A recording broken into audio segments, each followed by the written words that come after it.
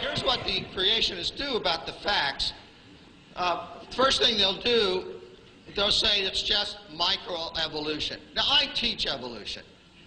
All right? I never talk about macroevolution because, in fact, macroevolution are one and the same thing. Give enough time, you can turn anything into anything. Yeah, it's true. It's true. All right. It's proven. You got the fossil record. It shows all the steps.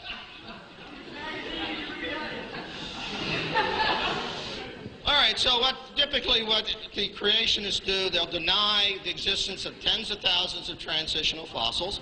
Go to a museum, look at the fossils yourself. They're there. First of all, fossils don't prove evolution, okay? The fossil record is consistent with a story, a historical pattern. It's proven. You got the fossil record. It shows all the steps. Fossils don't prove evolution. And that's exactly what paleontologists work at. The fact that it's losing its legs and turning into a whale is not really, that's still an example for evolution.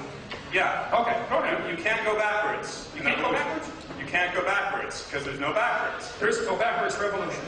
Right. Okay. There's no forward. There's no forward, there's no backward.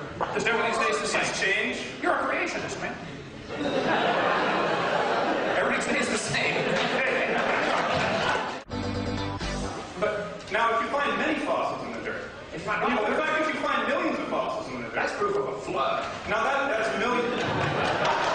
That's millions.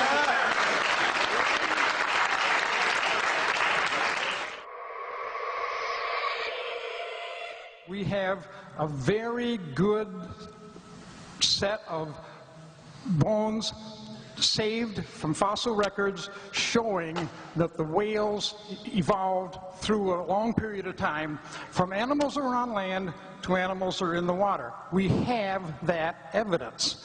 And to say we don't have it or to say that we're lying is disingenuous to this audience. I don't know if I can help if you can't get this, but no fossils count as evidence for evolution. Well, first place, there's not enough to tell what it is. Secondly, you don't know that that is the ancestor of anybody. You don't know that that animal had any kids that lived. It is absolutely impossible to use any fossils at all as evidence for evolution. And anybody that's telling you fossils are evidence for evolution, you talk about voodoo science, that is it, folks, okay? We know these bones produce something other than their kind. Even though no animal today can do this, these bones were able to do it. That's absolute voodoo science. That's a good word for it. I got to use that one from now on. I appreciate that, okay? And if those bones don't have dates on them, they don't come with a little tag saying this one evolved into this one. All you do is put your preconceived evolutionary imagination idea on top of these fossils that are found. Fossils don't mean anything as far as evolution is concerned. We don't need them. We got all the evidence we need to prove evolution without fossils. Forget fossils. They just aren't important. What's important is DNA. We have a very good set of bones saved from fossil records showing that the whales evolved through a long period of time from animals that are on land to animals that are in the water. Fossils don't mean anything as far as evolution is concerned. We don't need them. And to say that we're lying is disingenuous to this audience. And evolution, regardless of what Dr. Hovind says, is very much a part of that tradition. We are constantly revising. Tradition? You don't have to trust tradition. I mean, come on, there's different traditions all over the world. But we can trust science because science should be the same all over the world. You start from very simple life, and eventually you get everything that we have around us, from elephants to alligators to chimpanzees and everything in between. According to Chen, the fossils he's discovered turned Darwin's tree of life upside down. Darwin's tree reverse conscript very unexpectedly. Our research is convincing major phyla starting down below at the beginning of Cambrian. Base is wide, gradually narrow, so this is almost turned down different way.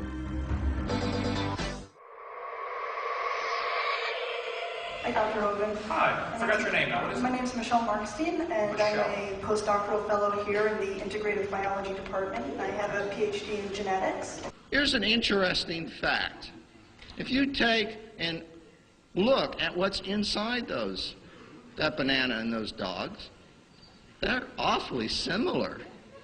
Now, do you believe dogs are related to bananas?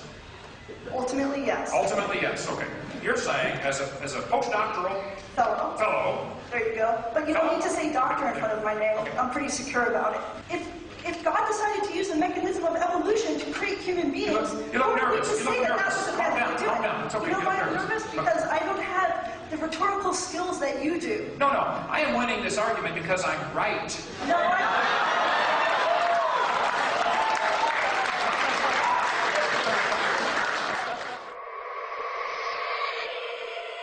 Does that prove common ancestor, or could that prove common designer? That's where you're wrong. I think it does not prove conclusively. It supports the view of common ancestry. Why doesn't it support the view of common designer? Well, why would it support the view of a common designer? Well, why do all motorcycles made by Suzuki, Honda, and everybody else have 2 wheels, and all cars have 4 wheels? It's a common design. Machinery is a horrible example. This has nothing to do with living things. Okay, but my point explain to me what this has to do with the common designer, because I really don't get it. I'm sure you don't get it, but I'm going to try to help you. The similarity between a Honda Prelude and a Honda Accord are pretty striking. Yes, they're from the same maker, Honda. You got the point. You got the point. I do get the point. I believe in Christ. I believe he created certain things, but do you believe it's possible that evolution? Wait.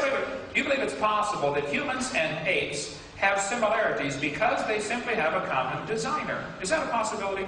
That they're not even related, they're just the same guy designed them all? That can be a possibility, yes. What evolution do we have? What can we see? What examples do we have of evolution, regardless of the conditions, fast or slow? Please name your best one. Well, we talk to the fossil record, right? We talk to the obvious existence of extinct and ancient life forms that have all the appearance, unless you believe a very complicated conspiracy theory, they have all the appearance of being millions of years old, right? So the fossil record, the more we fill it in, the more complete it becomes and the more powerful it becomes as evidence for evolution. Fossils don't prove evolution. Fossils don't mean anything as far as evolution is concerned. We don't need them. If people have lower back pain, that would not be proof of an ape-like ancestor, and that would be the opposite of evolution. No, it would not be the opposite of Yes, it is. I would love to explain why it's not. Okay, where's an example of where we're gaining something new? We're gaining the ability to walk on 2 legs and thus have 2 appendages ready to hold things. Who taught you that? And why did you believe it? I didn't teach you that. No. I gotta come here more often. That's just what I need. Okay. I'll come here as often as you can find somebody to debate me, brother. You can call me. You all know that evolution argues that we share a common ancestor with the great apes, the chimpanzee, the gorilla, and the orangutan.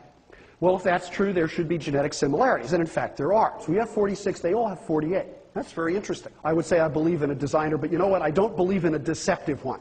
I don't believe in one who would do this to try to fool us. And therefore, I think this is authentic, and it tells us something about our ancestry. Number of chromosomes is an interesting study. It is indeed true that chimps have 48, humans have 46. Tobacco also has 48.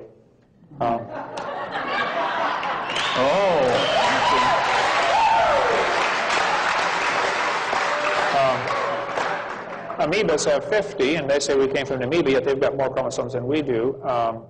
Chickens and dogs both have 78. They're identical twins. The fern has the most chromosomes. That's the ultimate goal of all evolution, to become a fern. So the similarities, I think, are evidence of a common designer. We haven't absolutely proved it yet. We haven't absolutely proved anything. I ask you, don't believe me. You don't have to believe me. You don't have to believe him. You don't have to trust authorities, even me.